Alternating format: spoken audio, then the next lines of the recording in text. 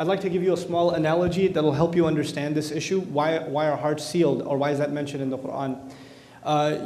Some of you or many of you are familiar with exercise, working out, right? So imagine somebody got into an accident and they're in the hospital, and they're in a hospital bed for 6 months, and they haven't moved their legs for 6 months to a year. When they get up, are they able to use their legs? No, probably they tip over. Like that. If our muscles, if they're not worked, if they're not exercised, they start losing their ability to function. Like if you keep your eyes closed for 5 years, you're probably going to open them blind. You understand?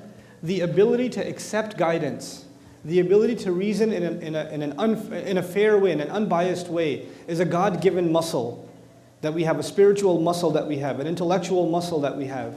And people at the time of the Prophet ﷺ were invited to exercise that muscle. And they refused to. They refused to exercise the ability to take in and seriously consider truth when it came to them. And you continue to deny that capability you have inside you, the exercise. You refuse to think, you refuse to think, you refuse to use your heart, you refuse to be sincere. And guess what? Eventually your heart is no longer capable of what it was originally capable of. You lost that muscle, you lost that ability. And that is an analogous way of explaining what does it mean when a heart is sealed. It is not something that's a person has a belief system and therefore their heart is sealed. That isn't the case. An atheist could be atheist for philosophical reasons or for psychological reasons. And we don't know what's going on inside somebody's heart. We don't. As a matter of fact, on this issue, whose heart is sealed and whose is not sealed, my favorite example in the Quran is that of the worst character probably mentioned in the Quran, who even shaitan would probably want an autograph, Fir'aun.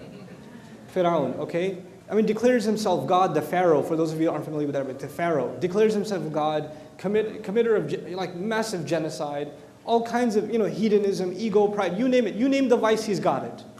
You name the vice, he's got it.